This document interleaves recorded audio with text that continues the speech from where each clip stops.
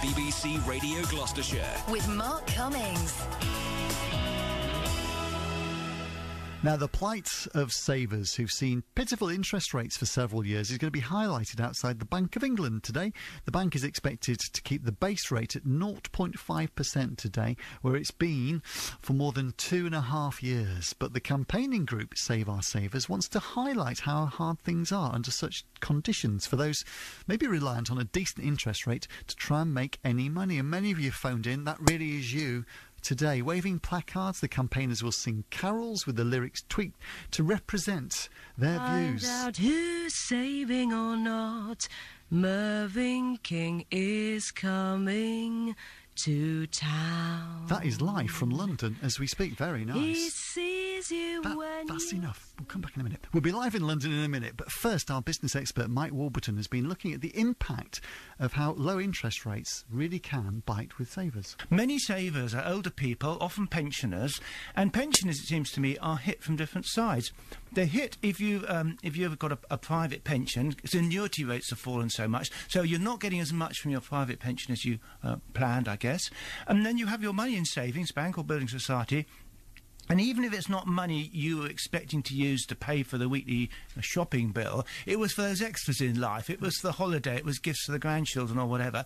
And, you get virtually nothing for your money now in the bank or building society. Today we've got an announcement on interest rates. They're not going to go up. In fact, this ECB in Europe, they're announcing their rates. They're likely to go down. So all the pressure is to keep interest rates low, which I can see if you've got a mortgage is great. But for all the savers, it is really bad news. And it does seem to me that the interest rate that you should get on your money should at least compensate you for the effect of inflation on your money. Well, if inflation's running, I don't know, between 3 and 4%, we should be getting 5% interest rates, but you can imagine the outcry there would be if interest rates went back to 5%. Well, our reporter Mark Smith's been to Cheltenham just asking people what they make and how it impacts on them, the low interest rates. I don't get a great deal back on it, and I'm certainly in this position thinking, should I pay the rest of the mortgage off with the savings and then lose this, what I call a cushion, should the economic climate go even worse and I lose my job, and it's a real issue. So I'm at the moment accepting less interest and keeping it there as a sort of cushion. I don't like to... I'd be up there myself if I could. Even though we've got, well, it's just over 8,000 in like a C&G account, you know, but there's no money at all out of it.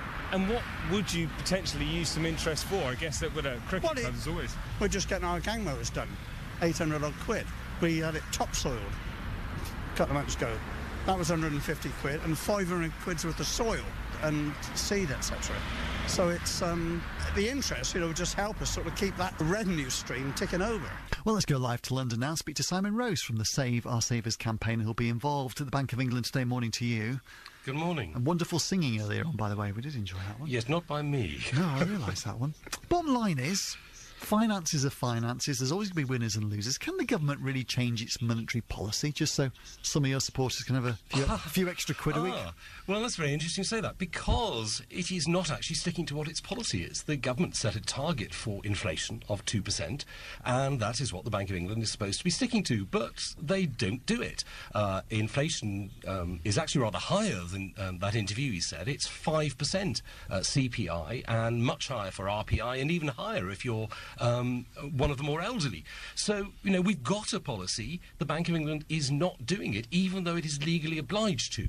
And that's what we're most angry about. It's not just that interest rates are low, it's that inflation is so high that your money is going to halve at this level in 13 years. So anybody with savings is having their money plundered, effectively to help out the people who might actually be in difficulty over their mortgages. So 2%, you're happy with that?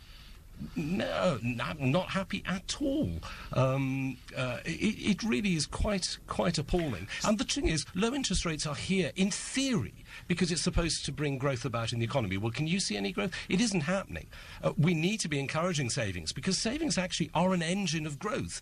The savings go into the banks, they're used for investment, they rebuild balance sheets, and actually stopping savers from savings and making it so difficult is just encouraging people to continue getting into debt, which is what got us into this mess in the first place. But what about those people desperate to get into the housing market, those with big mortgages, those tuning in this morning going, you know what, it's the only thing that's keeping me going at the moment?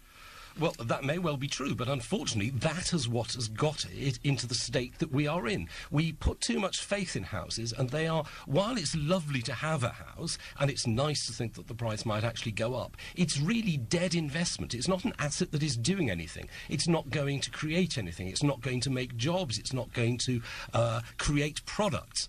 And that is what savings can do in the economy, and it's what they're being stopped from doing now. So finally, Simon, what concrete fiscal proposal would you put forward that would dovetail and work with trying to get an economic recovery? What are you actually after? Eventually we are after interest rates going back up, but what we'd like to see is the Bank of England signal that they might need to go up so that people can actually get ready for it. Obviously, we don't want them to go up sharply because that would create a problem. But, as we know, the gilts market, the yields on that are now incredibly low, which is actually robbing most of the country's pension funds of money. And if foreign investors just think it's not worth investing in Britain, which is very likely, interest rates will shoot up, and we'd rather that didn't happen. We'd rather it actually happened more gradually. Back up to what, ideally?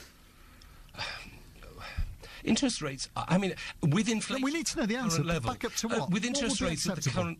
Well, if interest rates at the current level, with inflation at the current level, a gradual rise to around 5% would seem very sensible. We need a balance. At the moment, interest rates are distorting the workings of the economy. All right, interesting. Save Our Savers highlighting this one outside the Bank of England today.